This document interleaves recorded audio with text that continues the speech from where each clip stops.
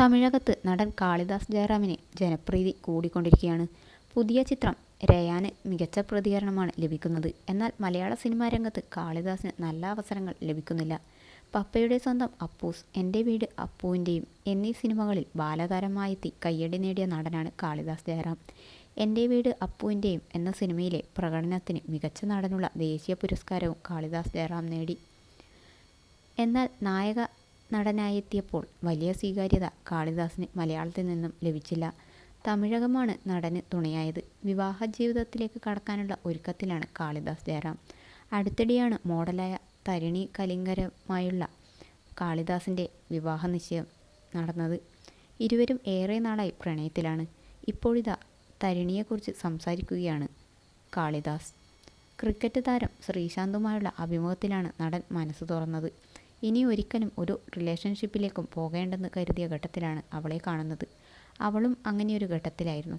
ഒരു ദിവസം ഞങ്ങൾ ചെന്നൈയിൽ പുറത്തുപോയി. അവളെ കണ്ടു. ഞാൻ റിവേഴ്സ് സൈക്കോളജി എടുത്തു.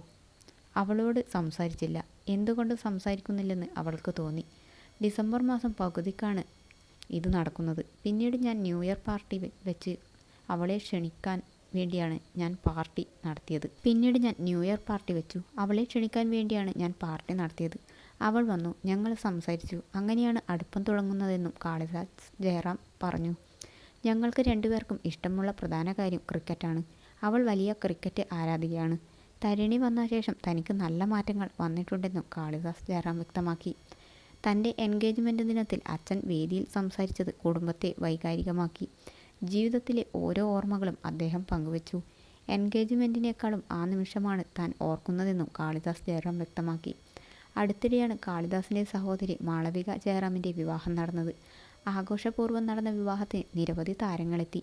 അധികം വൈകാതെ കാളിദാസിൻ്റെ വിവാഹവുമുണ്ടാകുമെന്നാണ് വിവരം. ചെന്നൈയിലാണ് ജയറാം കുടുംബവും താമസിക്കുന്നത്. മലയാള സിനിമാ രംഗത്ത് നിന്നും ഏറെക്കാലം മാറി നിന്ന ജയറാം അടുത്തിടെയാണ് ഒസ്ലർ എന്ന ചിത്രത്തിലൂടെ തിരിച്ചുവരവ് നടത്തിയത്. മികച്ച വിജയം നേടിയ ചിത്രം ജയറാമിന് ഏറെക്കാലത്തിന് ശേഷം ലഭിക്കുന്ന ഹിറ്റ് മലയാള സിനിമയാണ്. തുടരെ പരാജയ സിനിമകൾ വന്നതോടെയാണ് ജയറാം മലയാള രംഗത്ത് നിന്നും മാറി നിന്നത്. അതേസമയം മറ്റു ഭാഷകളിൽ നടൻ സജീവമായിരുന്നു.